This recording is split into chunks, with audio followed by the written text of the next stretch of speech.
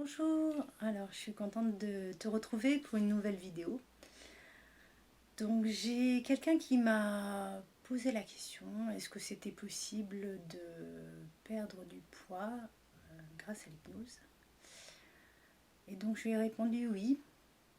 En tout cas c'est un outil qu'on peut utiliser pour accompagner la personne vers la perte de poids.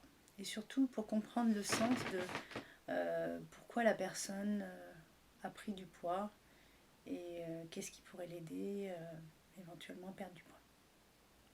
Donc je me présente, je m'appelle Kim Van Guendin, donc je donne des consultations de psychothérapie, de FT d'hypnose.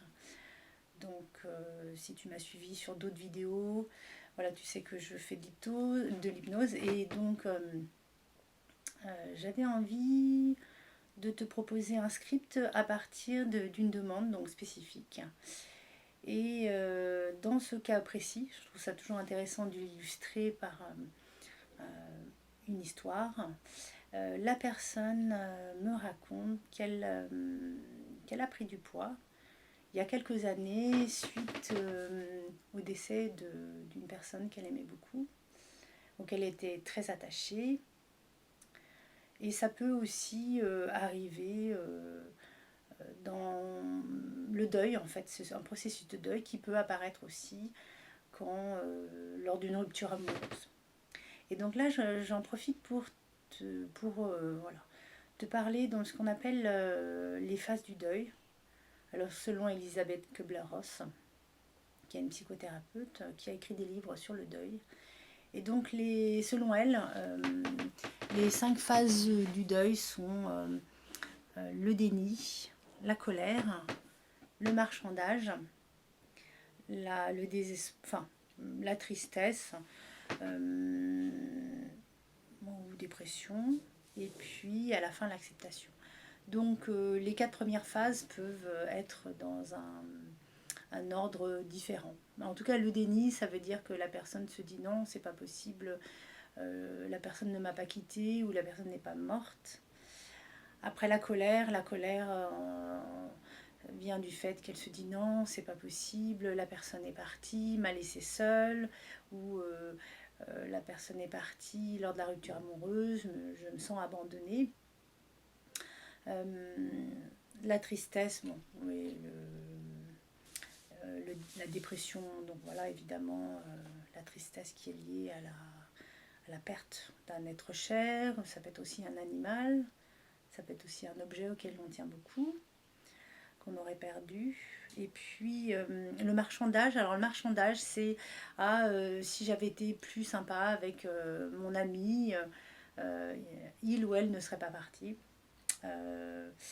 Et puis donc bien sûr l'acceptation, c'est donc la dernière phase où on se dit ok, la personne est partie, c'est ok pour moi, je peux finir mon deuil et donc ouvrir mon cœur à autre chose. Parce que quand le deuil n'est pas fini, on reste bloqué au niveau du cœur et ça donne pas la place pour qu'une autre personne puisse être aimée. Et donc cette personne me racontait que suite à ces deuils non faits, en tout cas à la perte de ses êtres chers, elle a ressenti un vide à l'intérieur et elle a eu besoin de manger pour calmer ce vide et qu'elle a pris donc 25 kilos. Alors donc je te propose de faire un script par rapport à ça, donc en hypnose.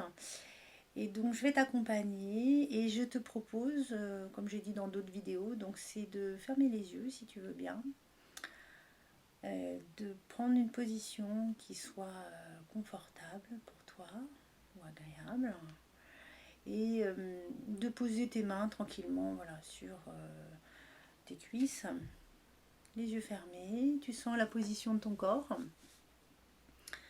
et tu rentres en imagination dans une situation que je te propose.